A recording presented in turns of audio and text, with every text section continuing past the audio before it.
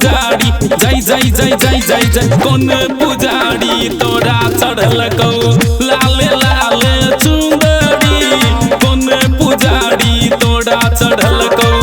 लाले लाले चुंदरी कौन पुजारी तोरा चढ़ल कौ लभर हमर में नथिया पेढ़ाबो मम्मी हमर में कंगना लभर हमर में नथिया पेढ़ाबो मम्मी हमर में कंगना कौन पुजारी जय जय जय जय जय जय कौन पुजारी जय जय जय जय जय जय कौन पुजारी तोरा चढ़ल कौ लाले लाले चुंदरी कौन पुजारी तोरा चढ़ल कौ लाले लाले चुंदरी कौन पुजारी तोरा चढ़ल कौ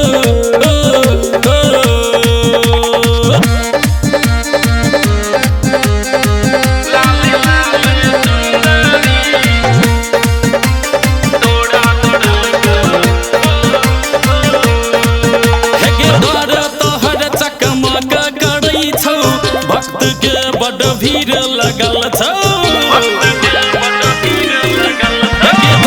तोहर चकमक करै छौ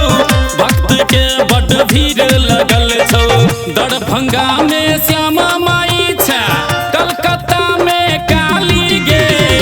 दरभंगा में श्यामा माई छै कलकत्ता में काली गे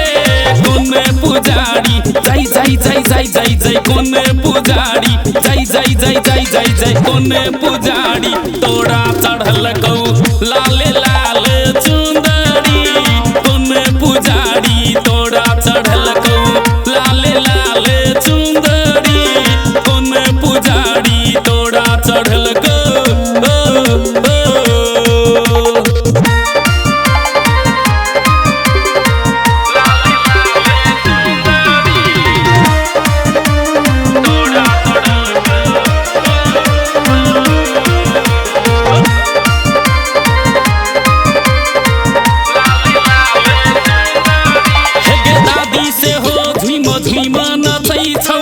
रिंकू आज भजन गबै छौ दादी से हो झिम झिम नचै छौ रिंकू आज भजन गबै छौ नवादा में है हट कहाबे रमौली में सिंह वाहनी गे नवादा में है हट कहाबे रमौली में सिंह वाहनी गे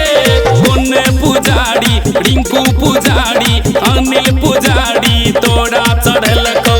लाले लाले चुंदरी कौन पुजारी तोरा चढ़ल कौ लाले लाले चुंदरी रिंकू पुजारी तोरा चढ़ल कौ recording by Jayashree recording studio Darbhanga.